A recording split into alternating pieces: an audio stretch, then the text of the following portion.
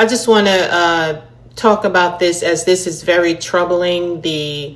I'm not going to talk about the actual incident that's in the media right now, but I do want to talk about how, on another level, the way I'm thinking about it and how it is impacted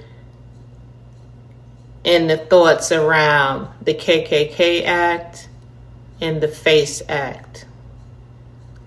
This is something serious to be thinking about, and it made me think about back in the day when someone asked me to come speak to the lawyer with them.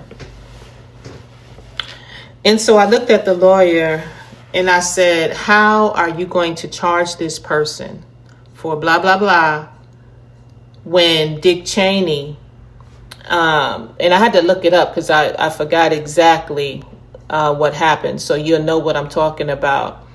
Not a member of Congress, but a former Vice President, Dick Cheney. I referred this to the lawyer I went to talk to somebody with, and who accidentally shot a Texas attorney, Harry Whittington, with a shotgun during 2006 quail hunt and faced no criminal charges. So local authorities classified it as a hunting accident caused by a hunter's judgment factor, and the sheriff announced the investigation was closed with no charges. And so when I looked at the lawyer, and I was like, how the hell are you going to charge him? And Dick Cheney didn't even get charged. And he looked at me, But it made me think about that situation back then, right? So this is what I wanted to talk about today. The FACE Act and the Ku Klux Klan Act, and the way there's a push to bring these laws back to the front of the conversation in 2026. I'm not here to break down a specific case that's in the headlines right now. That situation is not my business, and I'm not a subject matter expert on that particular incident. I'm more interested in what this moment says about power, about race, about how laws can be used and misused over time. So when I started reading about this, my mind went straight to Darvo. Deny, attack, reverse, victim, and offender.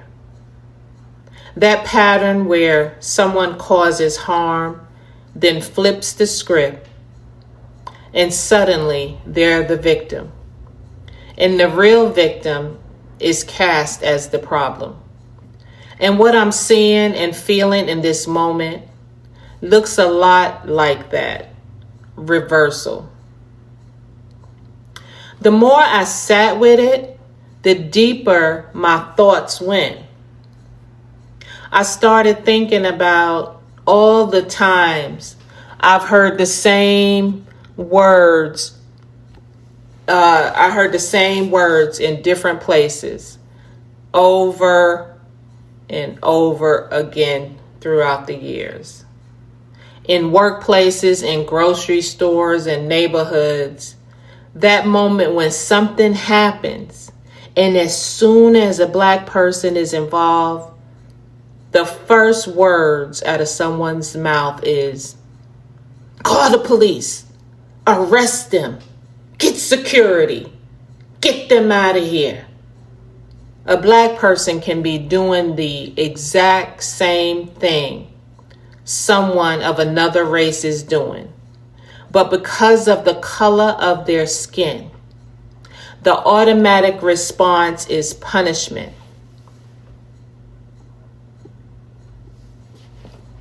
It's not, let's de-escalate. It's not, let's hear everyone out. It's lock them up. That's the part that weighs on me as I listen to these conversations about old laws being revived.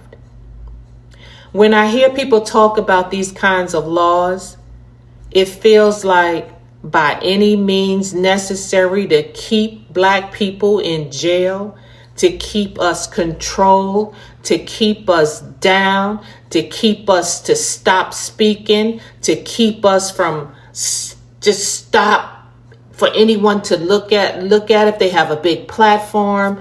It feels like another way to reverse everything that was supposed to be for our protection and turn it into a weapon that can be used against us. Because historically, it hasn't just been one group hurting Black people.